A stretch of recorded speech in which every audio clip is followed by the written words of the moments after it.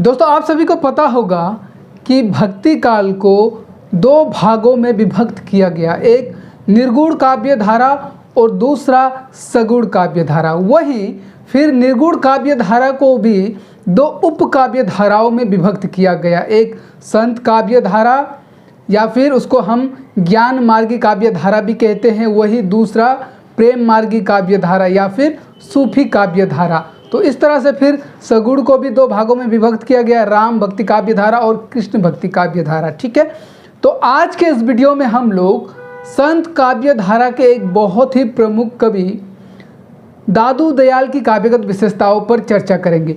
जी हाँ, इससे पूर्व भी हम लगभग भक्ति काल के सभी प्रमुख कवियों की काव्यगत विशेषताओं पर ऑलरेडी वीडियो बना चुके हैं। हमने कबीरदास की काव्यगत विशेषताओं पर बात की, हमने तुलसीदास की काव्यगत विशेषताओं पर चर्चा की, वहीं सूरदास की काव्यगत विशेषताओं पर और मलिक मोहम्मद जायसी की काव्यगत विशेषताओं पर भी हम ऑलरेडी चर्चा कर चुके हैं। और वहीं साथ ही साथ हमने मीराबाई की काव्यगत विशेषताओं पर भी बात की है।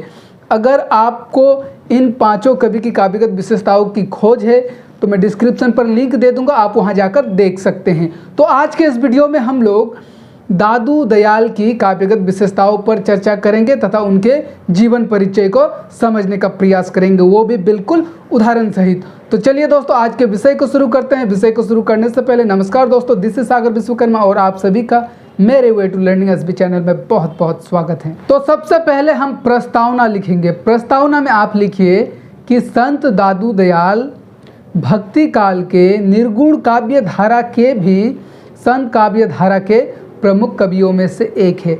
अगर संत काव्य धारा में सर्वप्रथम कबीर का नाम लिया जाता है तो कबीर के बाद दादू दयाल का नाम भी बड़े ही आदर के साथ में लिया जाता है।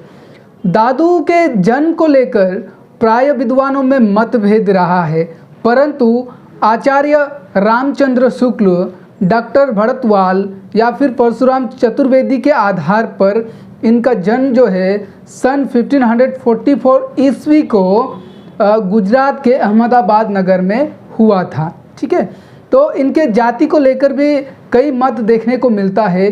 कोई इन्हें गुजराती ब्राह्मण मानते हैं तो कोई इन्हें धुनिया मानते हैं। वही उनके एक शिष्य के आधार पर, रजब दास के आधार पर दादू दयाल जो है वे मुसलमान थे, जाति से मुसलमान थे, परंतु इनका पालन पोषण जो है वह किसी ब्राह्मण के वहाँ पर हुआ था। दादू दयाल के पिता का नाम को लोदीराम बताया जाता है, वही माता का नाम बसीबाई बताया जाता है। और किन्हीं किन्हीं का तो ये भी मानना है कि दादू दयाल जो है वे कबीर की भांति ही साबरमती नदी में बहते हुए किसी ब्राह्मण को मिले थे।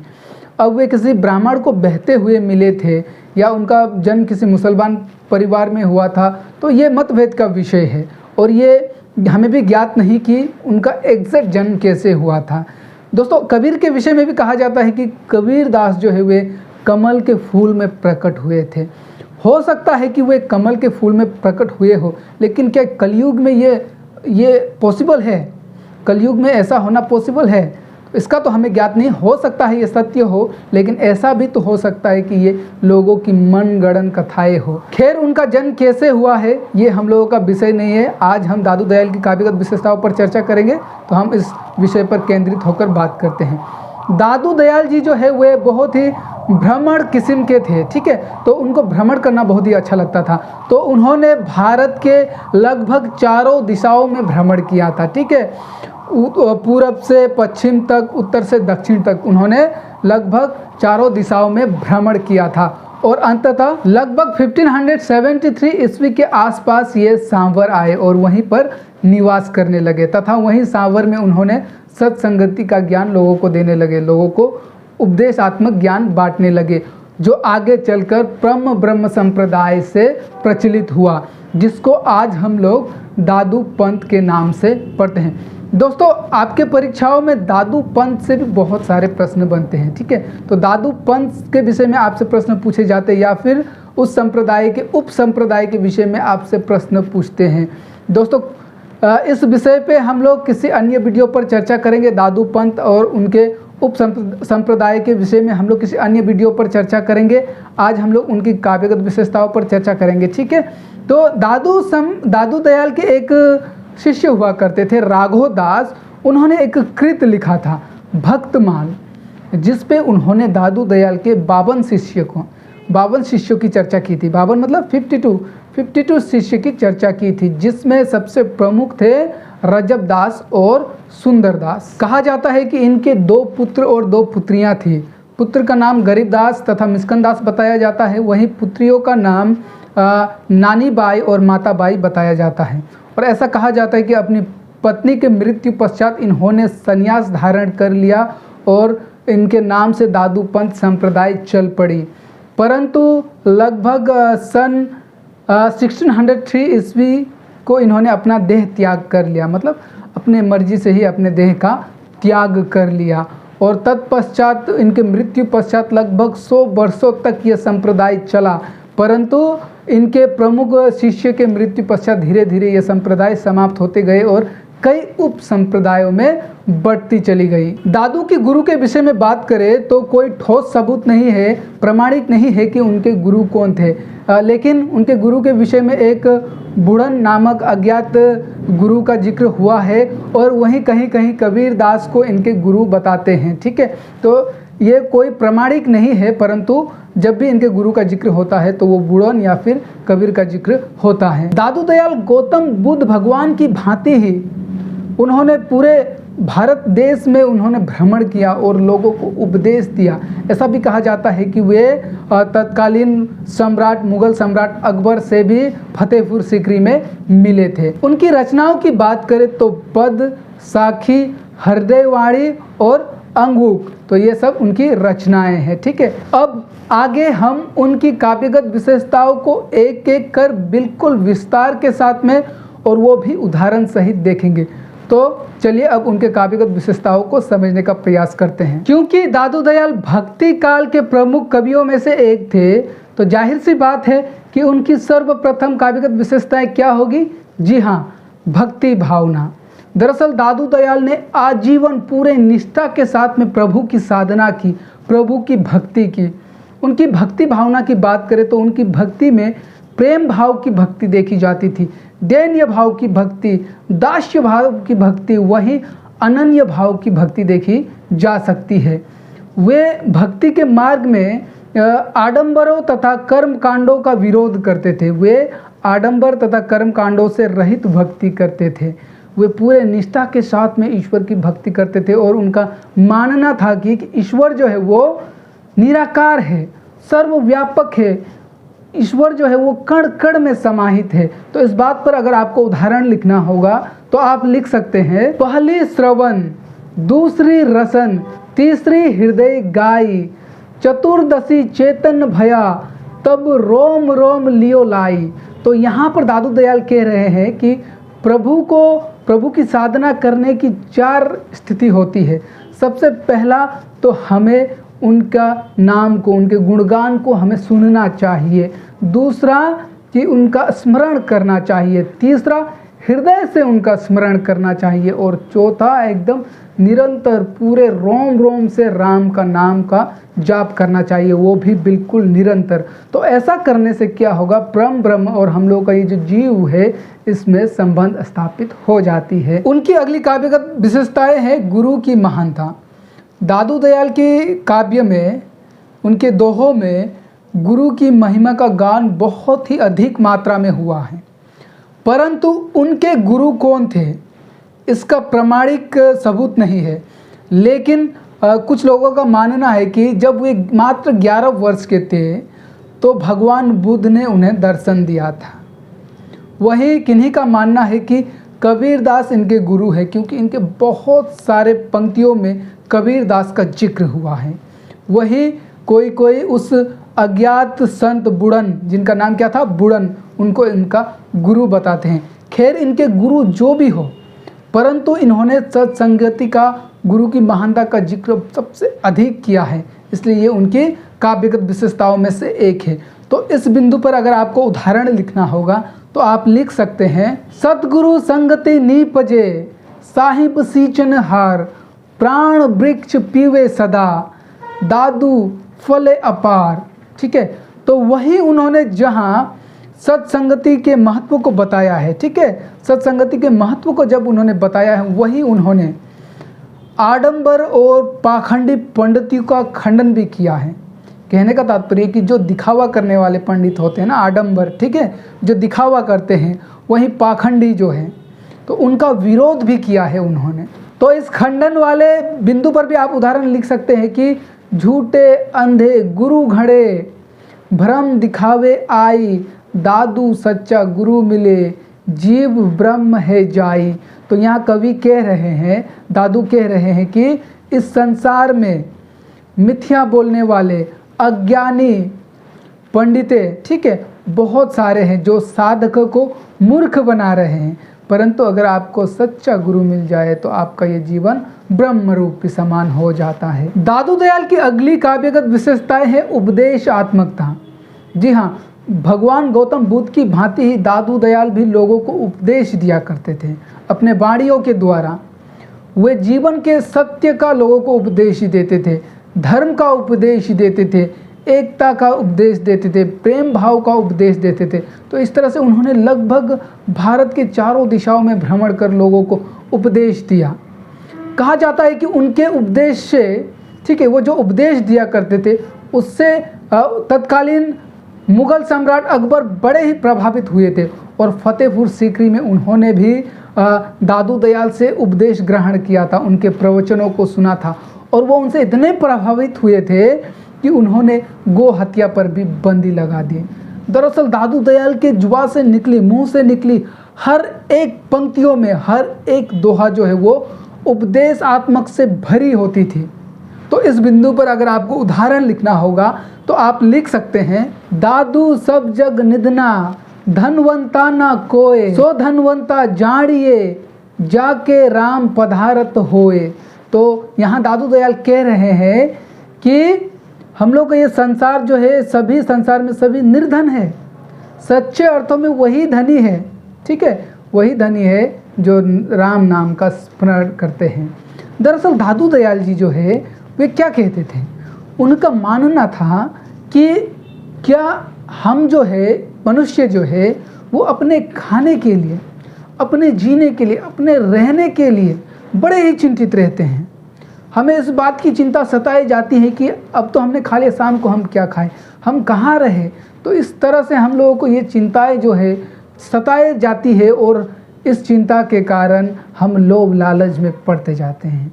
परंतु दादू दयाल कहते थे कि क्या कोई पशु अपने लिए घर बनाता है या फिर अपने पेट पालने के लिए वो किसी की वहाँ नौकरी या चाकरी करता है? नहीं करता है।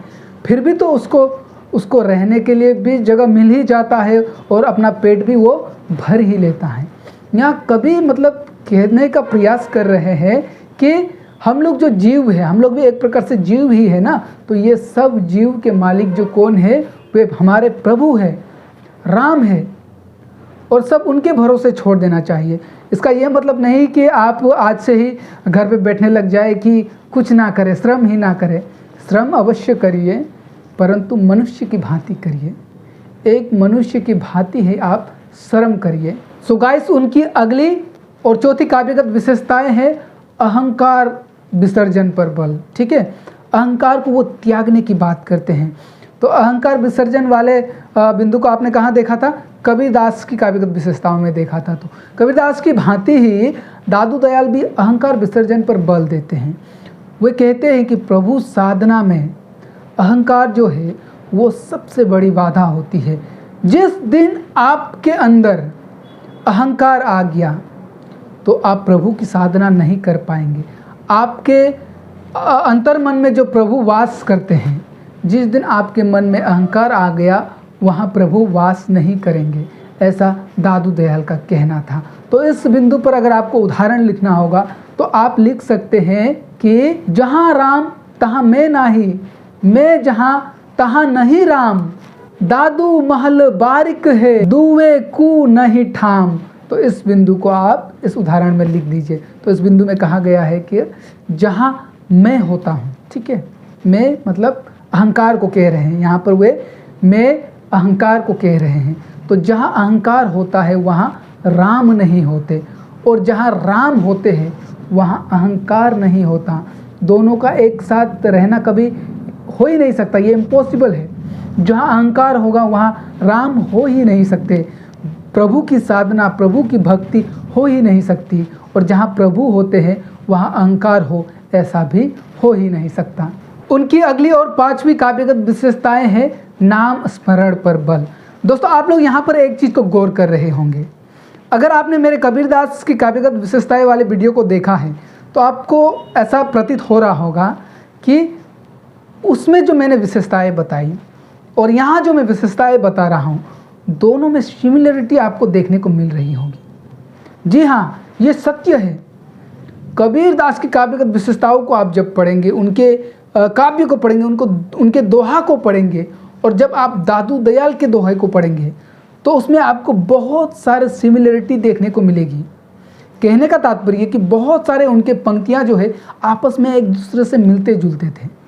और दादू दयाल जी जो है वे स्वयं कबीरदास से प्रभावित थे। उन्होंने अपने कई पंक्तियों में कबीरदास का जिक्र किया है। तो जब वे कबीरदास से प्रभावित थे तो जाहिर सी बात है कि उनकी पंक्तियों में कबीरदास का प्रभाव देखा जाएगा। वे कहते हैं कि दादू दूसरा कोई नहीं, कबीर सिरजनहार।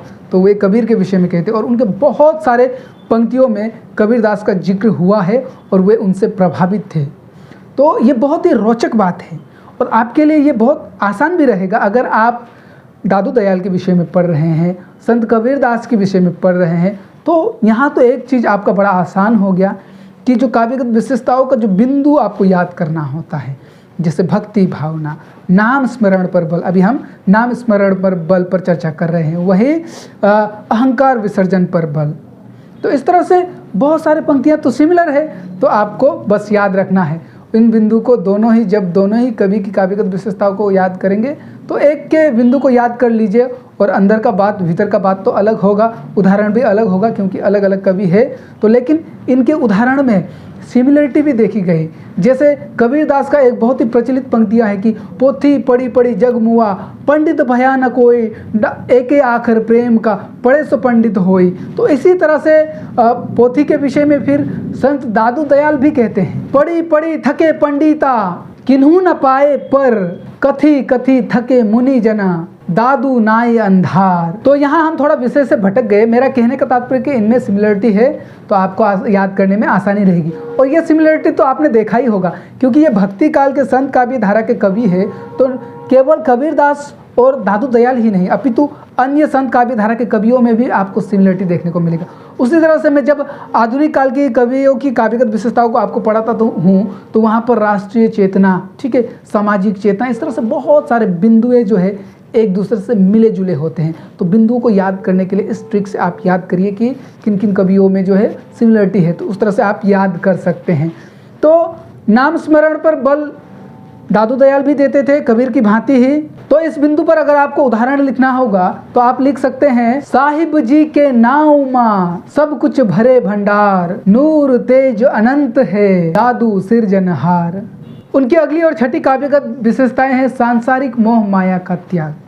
तो अब देखिए इस बिंदु को आपने कबीर में भी देखा होगा, कबीर भी सांसारिक मोह माया का त्याग करने को कहते हैं। तो उसी तरह से दादू दयाल भी सांसारिक मोह माया का त्याग करने को कहते हैं। उनकी बहुत सारे वाणियों में ये इस बात की चर्चा हुई है।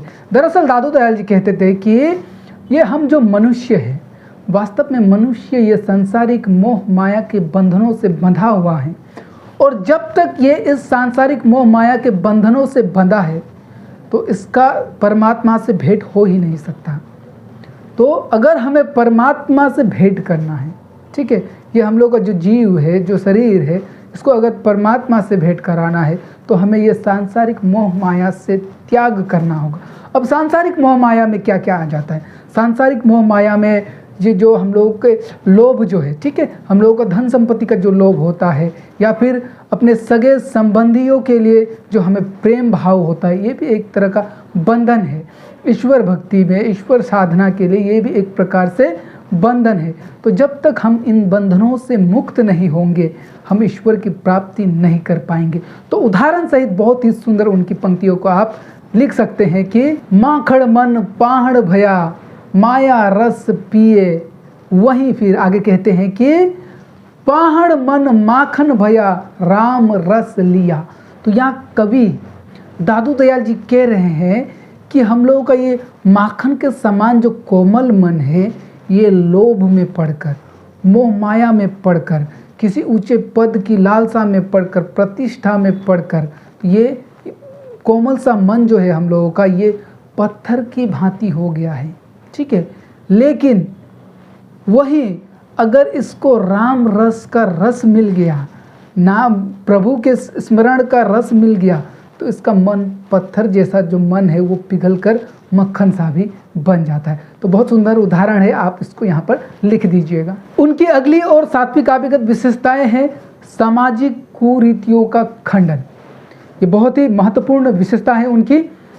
दादू दयाल ने तत्कालीन समाज में चल रहे जितने भी अनुचित रीतियां थी, मतलब कुप्रथाएं थी, जो आडंबर था, ठीक है, जो जाति पाति को लेकर जो लोगों का शोषण किया जा रहा था, तो इस तरह के जितने भी समस्याएं थी, सामाजिक समस्याएं थी, उन सभी का विरोध किया है, खंडन किया है। आडंबरों का खंडन किया है, कुप्रथाओं का खंडन किया है, जात पाति वाले सिस्टम का खंडन किया है। तो ये सब उनके दोहों में देखी जा सकती है। तो उदाहरण अगर आपको इस बिंदु में लिखना होगा तो आप लिख सकते हैं कि जोगी जगम खेवड़े, जोगी जगम खेवड़े, बौद्ध सन्यासी शेख, अष्ट दर्शन दादू राम बिन, सबे कपट के भेक। फिर आगे लिखते हैं कि दादू शेख मसायक ओलिया, दादू शेख मसायक ओलिया, पैगंबर सब पीर, दर्शन सो परसन नाही, अजहू वेली तीर। तो इस पंक्ति को आप लिख दीजिए, ये इस बिंदु के लिए बहुत ही सटीक रहेगा। तो वो इन सभी समस्याओं का, जो तत्कालीन समाज में जितने भी समस्याएं थी, उन सभी का वो खंडन करते थे, एक प्रकार से विरोध करते थे कि ये प्रथाएं जो है वो गलत है, ये जाति पाति ये गलत है, मनुष्य मनुष्य है, ठीक है, और मनुष्य की कोई जात नहीं होती, मनुष्य जो है वो उस परमात्मा का अंश है, उस परमात्मा का बनाया हुआ है, और सभी मनुष्य एक समान है। और वही उस समय जितने भी अंधविश्वास चल रहे थे, धर्म को लेकर भी जितने भी अंधविश्वास चल रहे थे, उन सभी का भी उन्होंने खंडन किया है।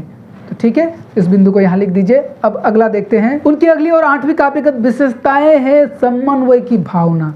जहाँ वो आडंबरों और कुरीतियों का खंडन करते हैं, वही वे बहुत ही निष्ठा के साथ में एकता की, समन्वय की भावना स्थापित करने का भी प्रयास करते हैं। वे हिंदुओं और मुसलमानों में एकता, समन्वय की भावना स्थापित करने का प्रयास करते हैं।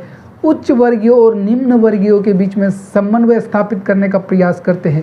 तो समन्वय भावना जो है वो भी दादू दयाल की काव्यगत विशेषताओं में प्रमुख है। तो उदाहरण में आप लिख सकते हैं कि हिंदू लागे हेजुरा, हिंदू लागे हेजुरा, मुसलमान मिर्सिती, हम लागे एक अलग सो सदा निरंतर। ठीक है, तो इस बिंदु को आप इस समन्वय वाले बिंदु में लिख दीजिएगा। और एक लिख सकते हैं कि आप वाद विवाद ना कीजिए कोई, वाद विवाद ना कीजिए कोई, ठीक है, वाद विवाद ना हरि रस होई। और फिर आगे कह रहे हैं कि वाद विवाद ना हरि रस होई। ठीक है, तो वाद विवाद करना ये हरि का रस नहीं होता है, तो वाद विवाद मत करिए, जाति पाति को लेकर कोई भी वाद विवाद मत करिए। उनकी अगली और 9वीं काव्यगत विशेषताएं हैं संत संगति का महत्व। ठीक है, अभी आप सोच रहे होंगे कि मैंने ऑलरेडी गुरु महिमा का ज्ञान तो लिखा दिया, तो ये बात तो सेम है, सेम नहीं है, थोड़ा सा हटके देखिए। संत संगति, ठीक है, दादू दयाल एक संत कवि थे। केवल दादू दयाल नहीं, संत काव्य धारा में जितने भी कवि थे वे सब संत कवि ही थे, लेकिन दादू दयाल की बात करें तो ये उन कवियों से थोड़ा हटकर थे। दादू दयाल को ज्ञात था कि एक संत का कर्म क्या होना चाहिए, वास्तव में एक संत कौन होता है, तो इसको भली भांति जानते थे। दादू दयाल कबीरदास की भांति जो भटके हुए लोग या फिर जो गलत राह पर चलने वाले लोगों को फटकारते नहीं थे, उनको फटकारने की बजाय उनको मार्गदर्शन कराते थे, उनको पकड़कर उनमें ज्ञान भरने का कार्य करते थे। और यही शायद वो कारण है कि दादू दयाल के इतने सारे शिष्य निकले, लगभग हम तो 52 शिष्यों की चर्चा करते हैं। इन 52 शिष्यों के अतिरिक्त भी उनके बहुत सारे शिष्य हुए, परंतु उनके शिष्य राघव दास के कृत भक्तमाल द्वारा हम केवल उनके 52 शिष्य की चर्चा करते हैं। तो शायद यही वो कारण था कि दादू दयाल के इतने सारे शिष्य निकले और दादू दयाल के नाम पर एक दादू पंथ ही चल पड़ा। तो वे मतलब बहुत ही वे सहनशील और बहुत ही लोगों को मार्गदर्शन कराने वाले थे। मतलब कि वे बहुत ही निष्ठा के साथ लोगों को उपदेश देते थे और जो राह से भटक गया उसको राह दिखाने का काम करते थे।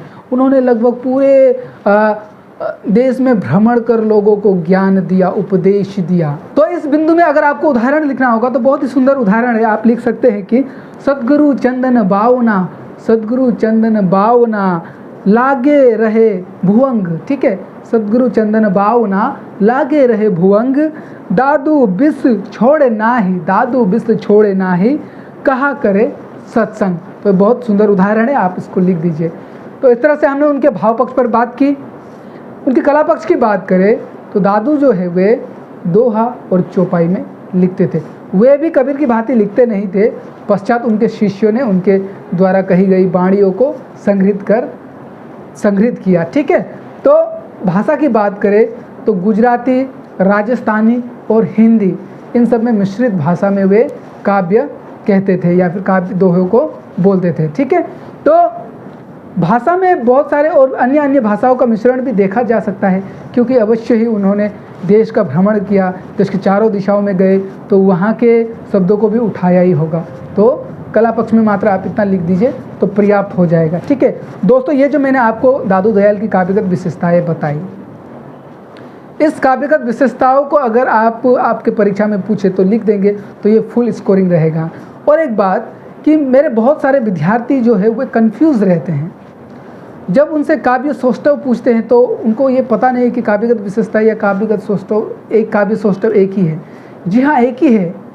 अगर आपसे काव्य सौष्ठव पूछ रहे हैं, काव्यगत विशेषताएं पूछ रहे हैं, कवि की लेखनी की प्रमुख प्रवृत्तियां पूछ रहे हैं, तो काव्य सौंदर्य पूछ रहे हैं, तो आपको विशेषता ही लिखनी है। यही है इन सब का, काव्य सौष्ठव हो, काव्यगत विशेषताएं हो, काव्य सौंदर्य हो या प्रमुख प्रवृत्तियां हो, सब बात एक ही है। जब आपसे इस तरह से प्रश्न पूछे तो आपको लिखना विशेषता ही है, आपको कंफ्यूज बिल्कुल नहीं होना है। तो दोस्तों, आशा करता हूं कि आज जो मैंने आपको दादू की काव्यगत विशेषताएं बताई, दादू दयाल की काव्यगत विशेषताएं बताई, आप समझ पाए होंगे। और ये ऐसा उम्मीद करता हूं जो मैं आपको नोट्स प्रोवाइड करा रहा हूं ये आपके लिए उपयोगी हो और आपको अंक दिलाने में बहुत ही सहायक हो। लास्टली आपसे गुजारिश करूंगा कि प्लीज़ प्लीज़ प्लीज़ मेरे चैनल को सब्सक्राइब जरूर कर दें, क्योंकि चैनल जो है ग्रोथ नहीं हो रहा है। मैं डेली मेहनत करके आप लोगों के लिए वीडियो कंटेंट तैयार करके लाता हूं, लेकिन मेरा चैनल जो है वो बहुत ही धीमे चाल से चल रहा है। तो इसको शीघ्रता देना, इसको तेज देना आपका काम है और आपकी सहायता करना मेरा काम है। इसलिए चैनल को सब्सक्राइब करें, वीडियो पसंद आए तो लाइक करें, कुछ पूछना हो तो कमेंट करें या फिर अपना सुझाव देना हो तो भी कमेंट कर दे सकते हैं। और बेल आइकन को दबाना ना भूलें और इस तरह अपने दोस्तों को भी शेयर करें। तो दोस्तों, मिलते हैं बहुत जल्दी किसी अन्य विषय और अन्य वीडियो के साथ। तब तक के लिए जय हिंद, जय भारत, नमस्कार।